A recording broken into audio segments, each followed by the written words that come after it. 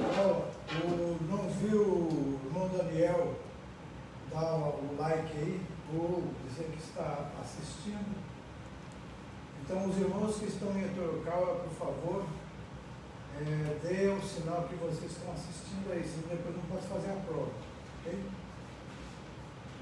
Vamos lá, então.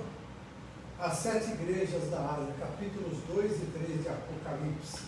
Vamos lá.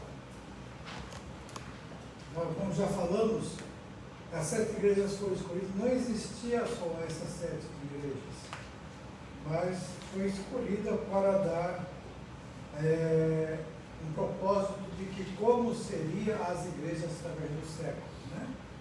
Éfeso, Esmina, Pérgamo, Tiatira, Sardes, Filadélfia e Laodiceia. Vamos lá, então. A igreja de Éfeso, Apocalipse 2, de 1 a 7, essa é a primeira igreja que é descrita por João, ditadas por Jesus Cristo, a carta que deveria escrever. E vamos lá, então, a carta de Éfeso. Éfeso, a palavra Éfeso significa desejável. É a igreja do amor decadente.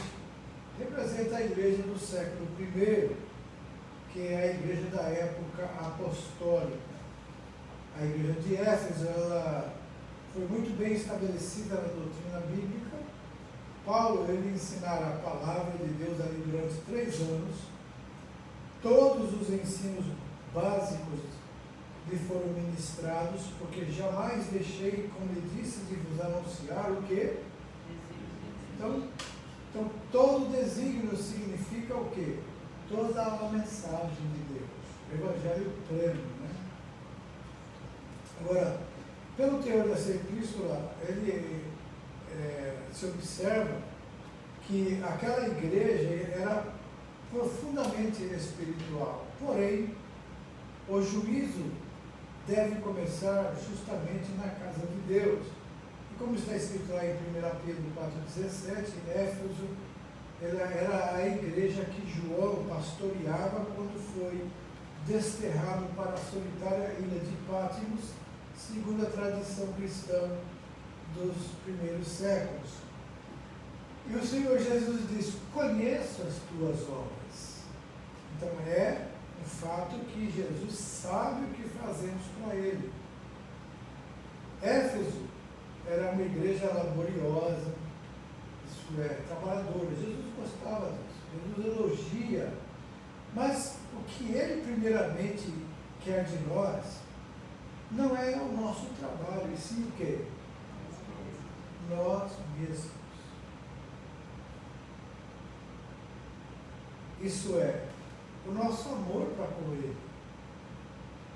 Por isso que eu sempre falo para os irmãos, tudo que você fizer, faça como se fosse para o Senhor Jesus.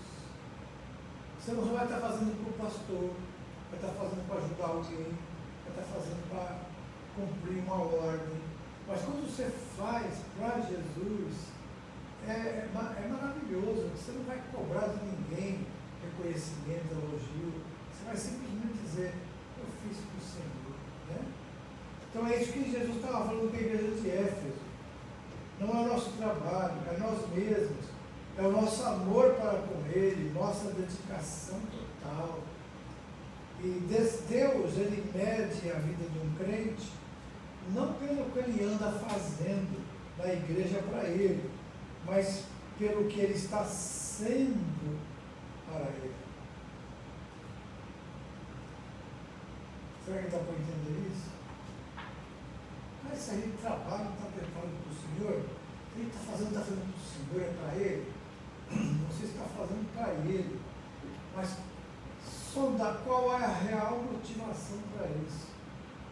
Obrigação é querendo ocupar o tempo.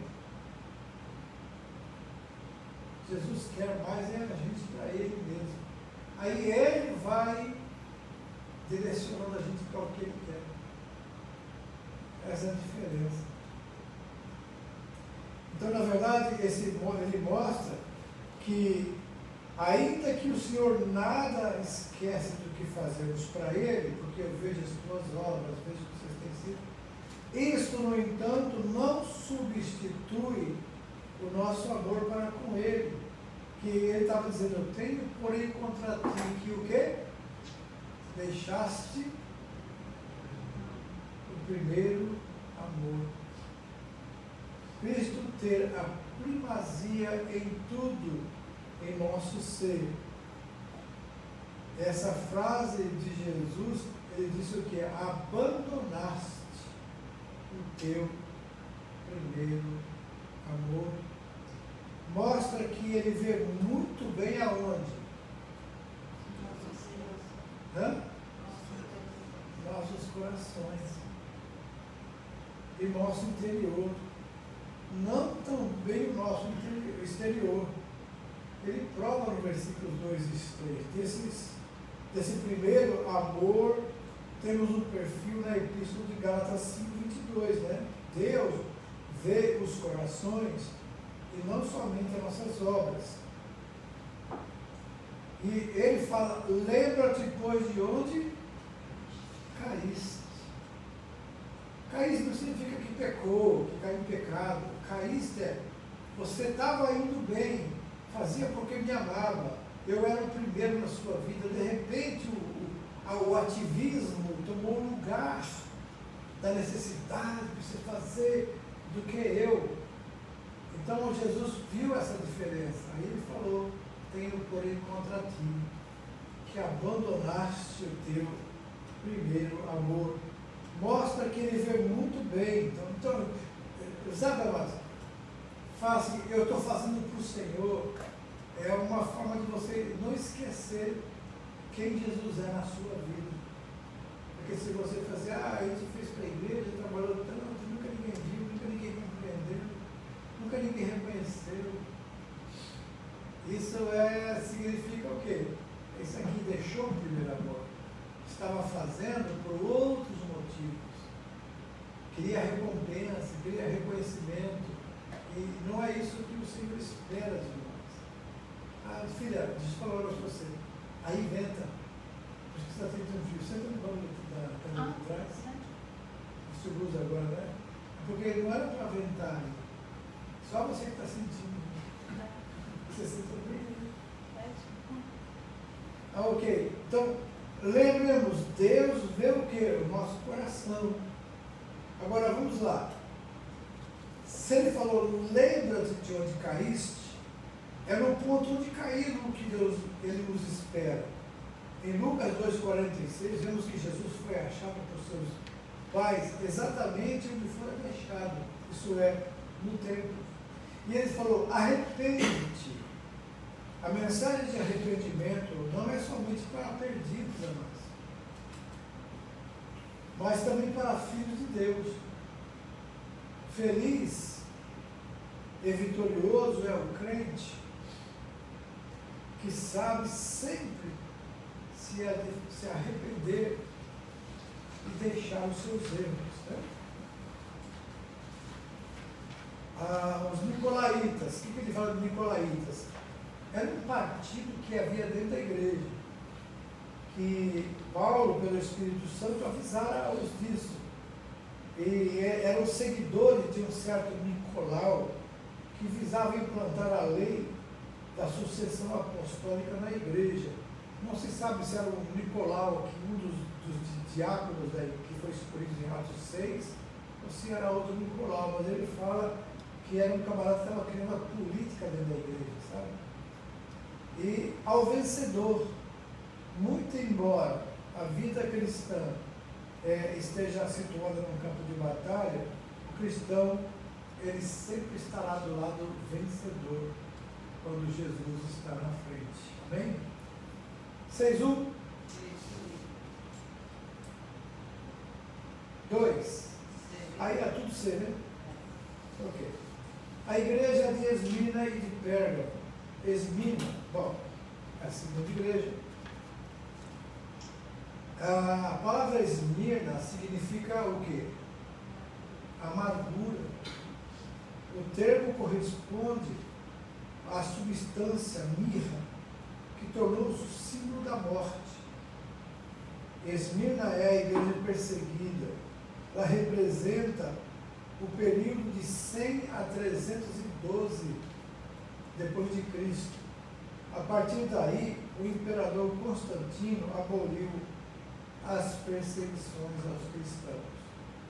Então a igreja até o ano 312, ela passava por momentos de muita perseguição, crucificações, mortes.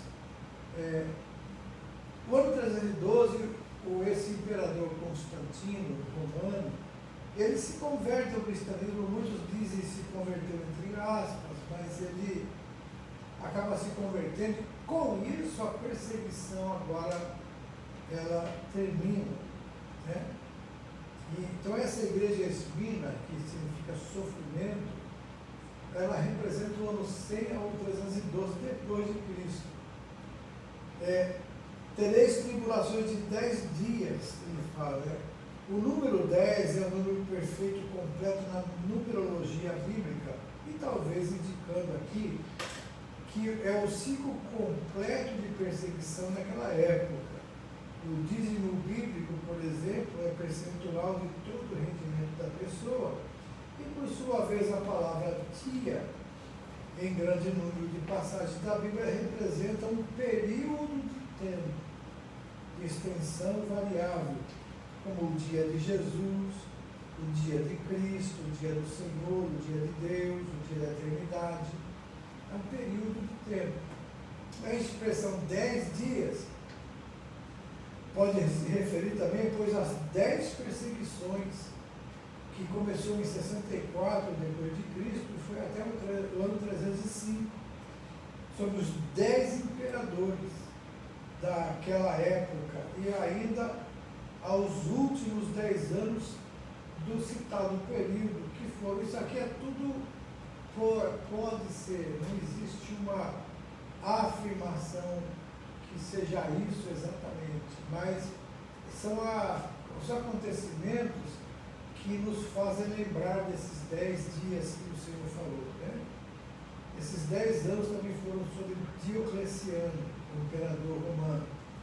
E as palavras de Jesus, ser fiel até a morte, não significa ser fiel até morrer, mas fiel, mesmo que para isso tenha que dar vida pela fé cristã.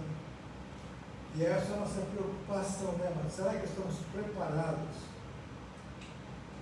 para, se alguém der a escolha para nós escolhermos a morte?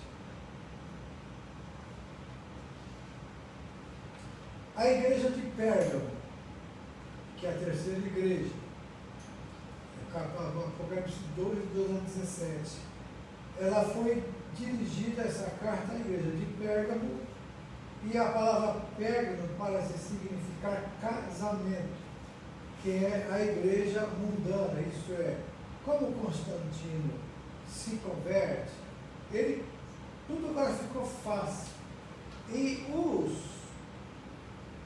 os que não eram cristãos, sabendo que o imperador agora era, os pagãos, os idólatras, eles falaram, eu também vou entrar nessa religião aí, que o negócio parece que vai ficar melhor para quem é nessa religião. Então aí houve um casamento, houve uma mudança, né? E representa a igreja do ano 313, que teve um ano depois de Constantino, a 600 depois de Cristo, quando se deu a união da igreja com o Estado. O Estado passou a fazer parte da igreja também. Então há quem diga que Pérgamo era a cidade mais idólatra de toda a província da Ásia, e era a cidade famosa por sua escola de medicina.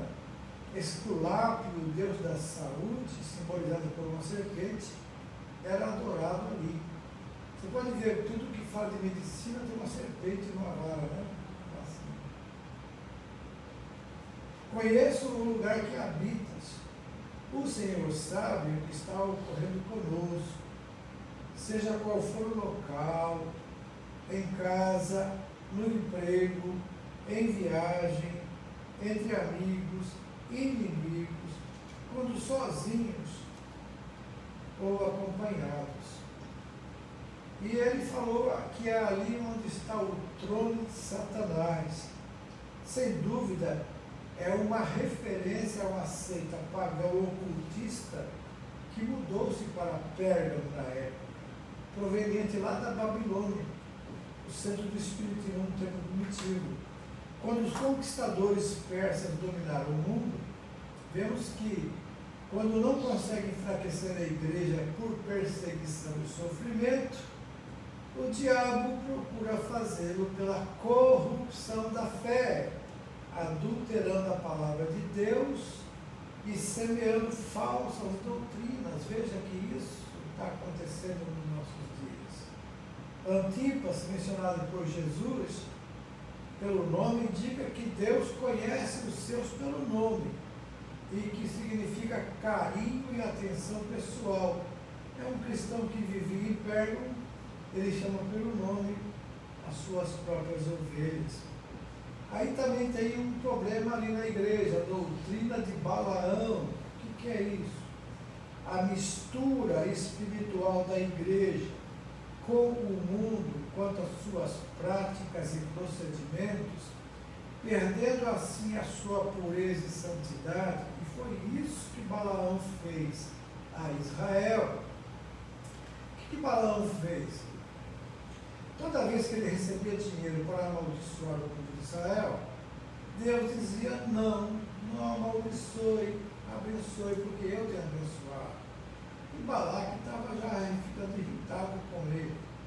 Então ele disse assim: o único jeito de Deus, de eu poder amaldiçoar o povo, de Deus não proteger esse povo, é se eles pecarem. Aí ensinou Balaque a fazer uma festa e a atrair os judeus, os israelitas, para aquela festa, né? E como eu disse, lançar tropeços diante dos filhos de Israel para contaminá-los.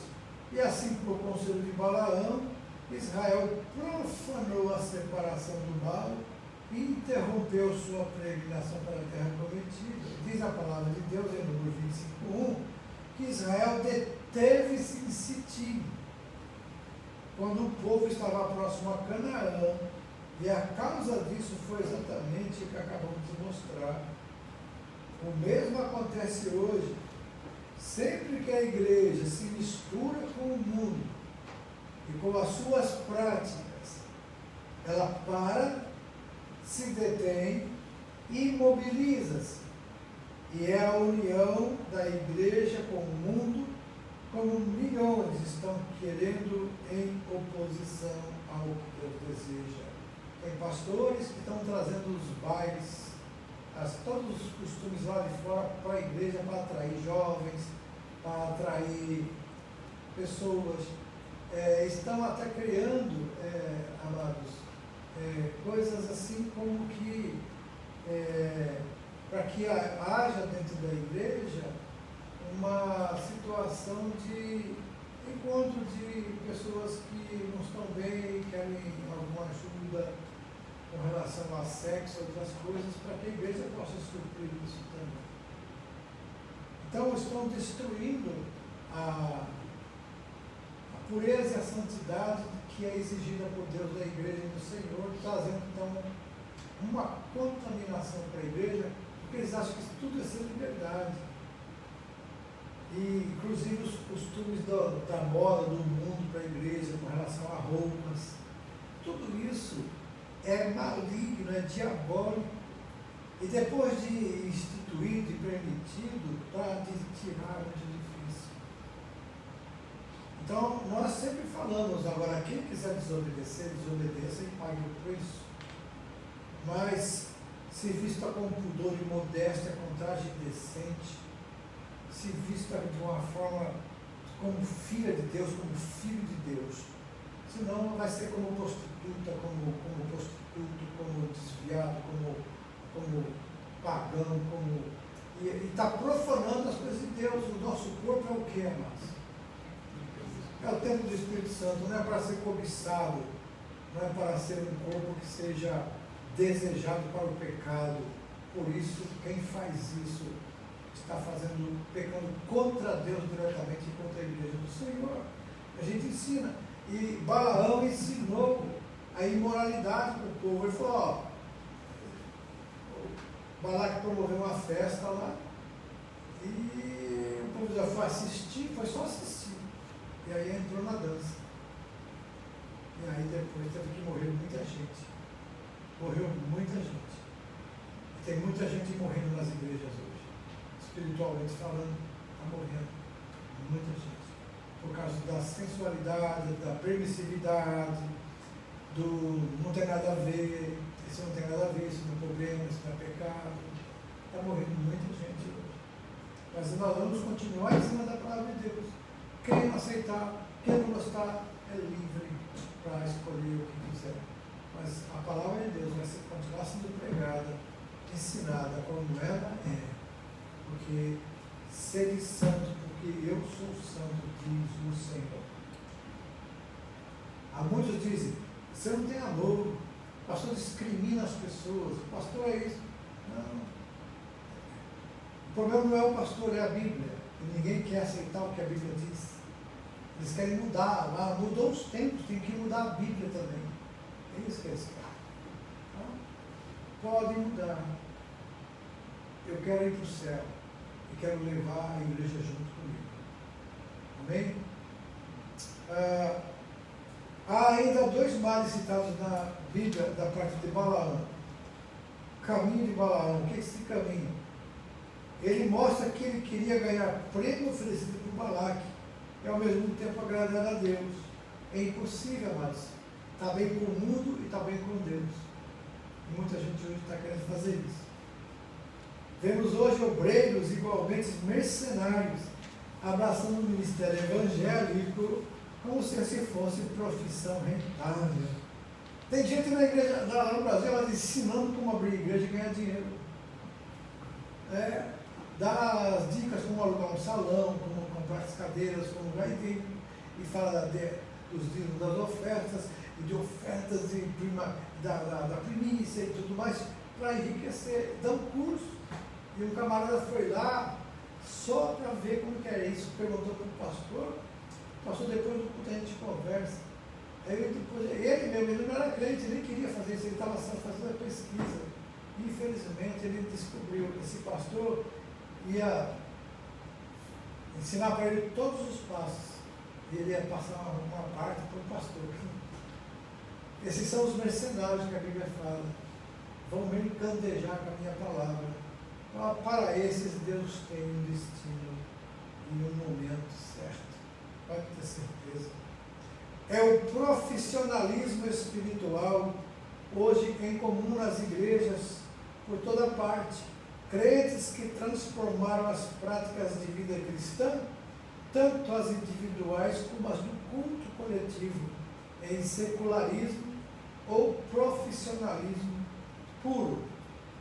Então, qual é o segundo erro de Balaão? Lá em Judas, versículo 11, raciocinando conforme o ponto de vista natural humano, Balaão ele via em Israel e achava que Deus, sendo santo, deveria amaldiçoá-lo. É hoje o mal do racionalismo cristão dentro da igreja. É querer interpretar as coisas de Deus, sua palavra, sua doutrina, sua igreja, seus caminhos, somente pelo raciocínio humano e a dependência do intelectualismo em tempos como o atual, em que a igreja toda se acultura mais e mais o perigo do racionalismo humano nas coisas de Deus está aí, dá uma alcance fácil. Você encontra facilmente em muitos livros das livrarias do Brasil como trazer crescimento à sua igreja através da pesquisa de marketing. Então, a pesquisa do mercado que eles fazem, quando vão colocar uma loja no local, eles não simplesmente escolhem um terreno vazio e faz a loja. Eles fazem uma pesquisa da necessidade daquele bairro, porque aquele bairro mais precisa. Se aquelas mercadorias que eles vão vender ali naquele lugar, se é um lugar que o pessoal vai querer, aí para abrir a loja. Então estão ensinando isso, né, para que os pastores também pesquisem como se fosse marketing, mercado, o lugar onde ele vai atrair as pessoas para a igreja dele. E a doutrina dele, do Nicolaitas, vale observar que a palavra hebraica Balaão é equivalente a Nicolau em grego. Tá? E é interessante notar aqui o avanço do mal sobre o povo de Deus. Aquilo que era obra dos Nicolaitas, em Apocalipse 2,6, tornou-se também doutrina dos Nicolaitas, em 2,15. E uma pedrinha branca. O que é a pedrinha branca que fala? A história antiga dos gregos e romanos menciona essa pedrinha nas seguintes circunstâncias. Nos tribunais, os juízes tinham pedrinhas brancas e pretas. Se o acusado recebesse a pedrinha preta, estava condenado. Se a branca, estava perdoado. Liberto, livre e absolvido. Nos jogos públicos, os vencedores recebiam também pedrinhas brancas, com os seus nomes delas gravados. Isso dava-lhes o direito ao auxílio vitalício do governo. Então, as pedrinhas brancas também eram fornecidas a determinadas pessoas para livre trânsito em certas regiões, situações e reuniões. E era o passe, a entrada livre autorizada aos casos especiais. Então, no caso da pedrinha branca, eu vou receber, isso é, estou livre da condenação garantida por Deus. Ok? 6, 7, 8, E, 9, 10, E. Agora vamos à igreja de Tiatira. A quarta carta foi escrita à igreja de Tiatira. O nome é de difícil tradução, mas são duas palavras parecendo significar quem sacrifica sempre. A igreja profana, apesar de decair espiritualmente, é uma igreja que desfruta de prosperidade material. A sua decadência espiritual é patente lá nos versículos 20, 22 e 24, que representam a igreja nos anos 600 até o ano 1517. Lembra que o ano 1517 foi o ano da reforma protestante. Então, agora, a falsa profetisa Isabel, que ele fala em Jezabel, né? Tenho, porém, contra ti o quê?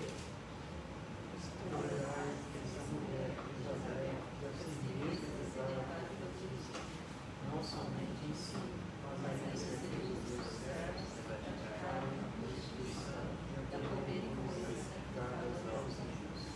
Bom, doutrinas falsas não sempre tiveram dentro das igrejas, sempre.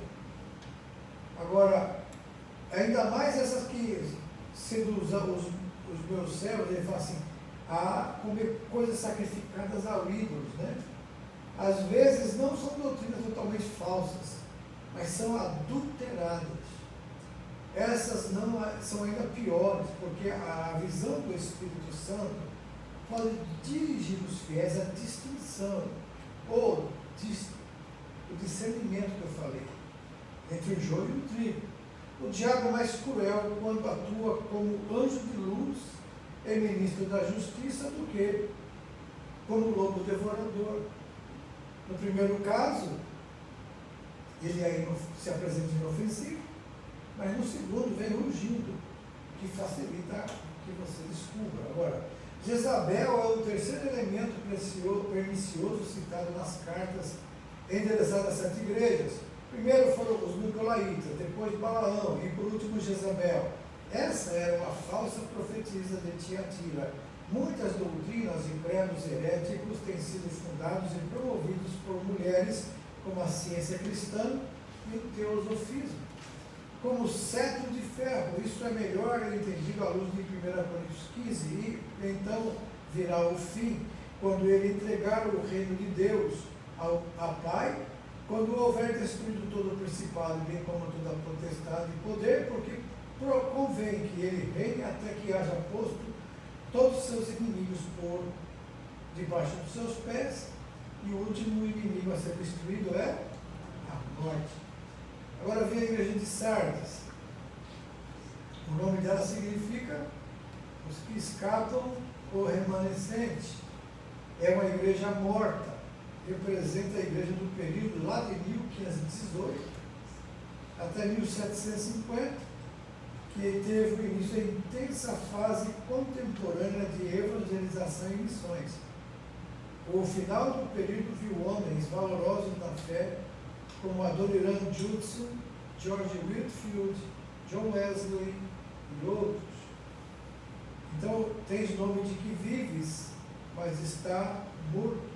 Então, a morte da igreja de Sardes torna-se mais patente quando, no início, na carta do Senhor Jesus, apresenta como aquele que tem os 7 Espíritos, denotando assim a multiplicidade da abundância de vida para uma igreja decadente e agonizante. A maneira de Jesus dirigir-se a uma das 7 igrejas revela muito o seu estado de necessidade, de oportunidade, respectivo da igreja. Ele falou assim: não achei as tuas obras perfeitas diante de Deus. O movimento da reforma protestante foi mais de obtenção de liberdade política do que religiosa naquela época. Após a reforma, surgiram dissensões internas entre os reformadores e entre as novas denominações. Por exemplo, na Inglaterra, entre os anos 1560 e 1700 depois de Cristo, houve muita porfia, isso é, briga, desentendimento, teimosia entre os presbiterianos e congregacionais. De fato, o versículo 2 acima fala das obras não perfeitas ou não completas e pode referir-se a esse tipo de ocorrência da igreja. 6:11, B12, D13, 14. E a igreja de Filadélfia e Laodiceia. A 6ª carta foi escrita à igreja de Filadélfia, cujo nome significa amor fraternal. É a igreja avivada, a igreja missionária. Representa a igreja na sua fase avivada e missionária a partir de 1751, que começou as missões no mundo. As igrejas se despertaram para missões nessa época, especialmente os séculos 18 e 19 e início do século 20. A chave de Davi é uma alusão ao reino prometido por Deus a Davi, conforme 2 Samuel, e também que ao que cumprir-se-á em Jesus, descendente de segunda carne. Ele disse: tenho posto diante de ti o que é uma porta aberta, que ninguém pode fechar. Então é uma alusão ao sempre crescente movimento missionário dos últimos tempos, iniciados por William Carey, lá de 1793, quando partiu para a Índia. E ele diz aí o que também, Apocalipse 3:10?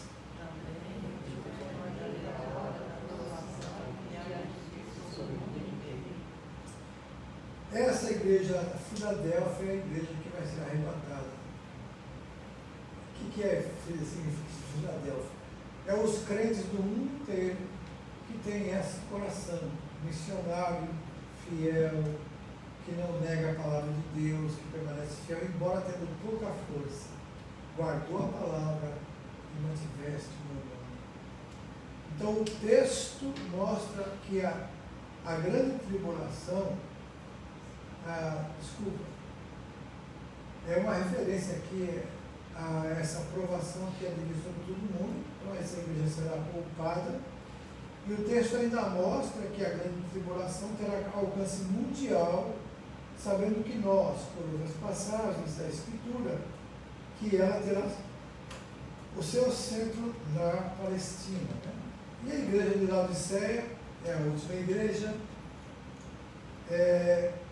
Essa carta foi escrita à igreja de Laodiceia, cujo nome significa o quê? Isso é, direito do povo mandar, direitos humanos.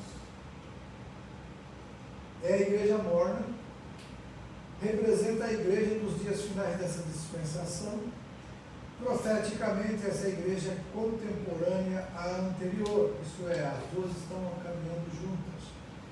Na igreja de Laodiceia, a opinião do povo substitui a palavra de Deus. Pela descrição fiel da igreja de Laodiceia pelo Senhor, no versículos 15 a 18, vemos que uma igreja assim é mais uma maldição para o mundo do que uma bênção. Seu caminhar não conduz as pessoas a Deus, pelo contrário. E disse o anjo da igreja, o pastor da igreja dizia, não preciso de coisa alguma. Era o crente fiel, amados, em certa medida, nunca está satisfeito no sentido de não precisar de mais poder, de mais graça, de mais humildade, mais sabedoria. Ele sempre quer mais de Deus, do seu amor, do seu Espírito, sua palavra, sua graça, sua comunhão e sua santidade. Agora, o princípio da queda de um crente é quando ele sente-se quê? Satisfeito e fica inativo quanto à busca do Senhor. O crente deve sempre sentir-se como salmista. Como ele se sentia?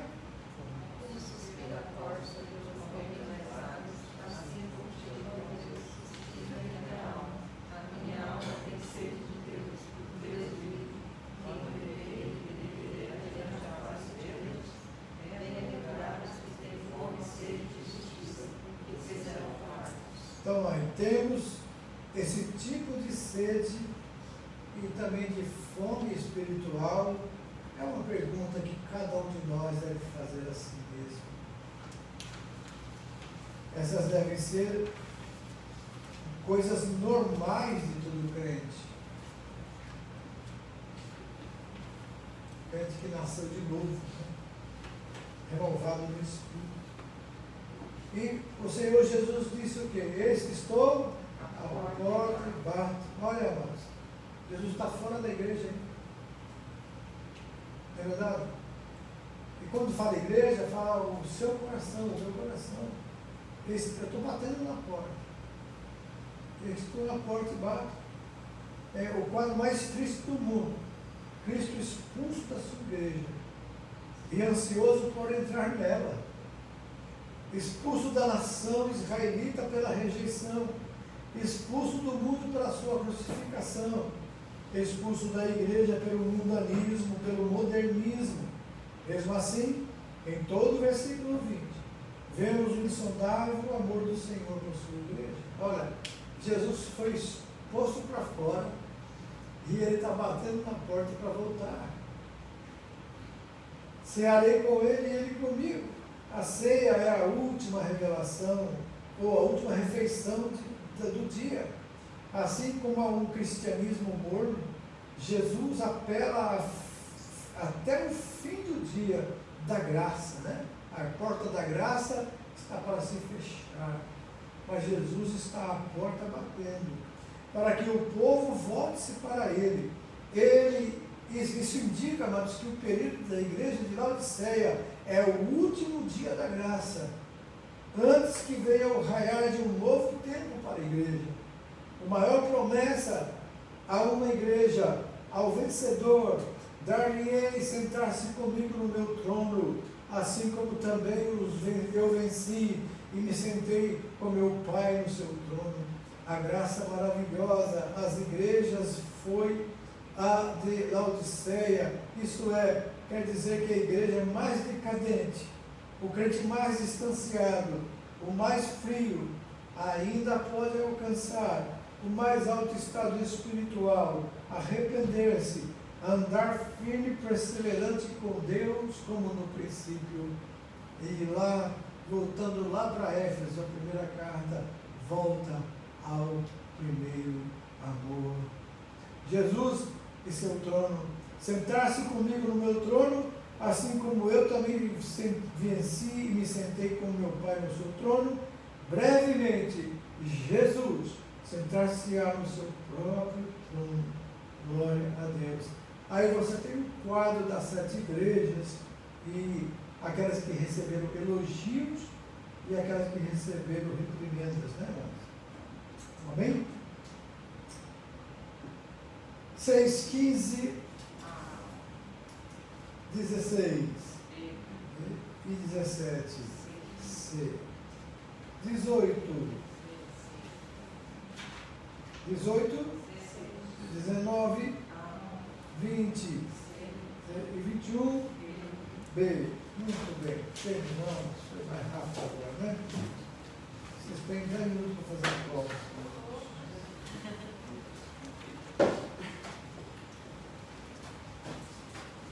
Vamos orar ao Senhor então para terminar a aula. Pai querido e santo, obrigado mais um dia, mais uma vez a oportunidade de estudarmos a tua palavra. Abençoa os teus servos que, ó Deus, estudaram conosco agora, que ouviram a tua palavra, que possam, ó Deus, ser esclarecidos e também viverem a tua verdade. Em nome de Jesus, capacita-os para não somente ouvir, mas colocar no coração e praticar, viver uma vida cristã conforme a tua palavra nos ensina e te agrada o teu coração. Em nome de Jesus, agora, abençoa-nos a fazer esse teste. Amém.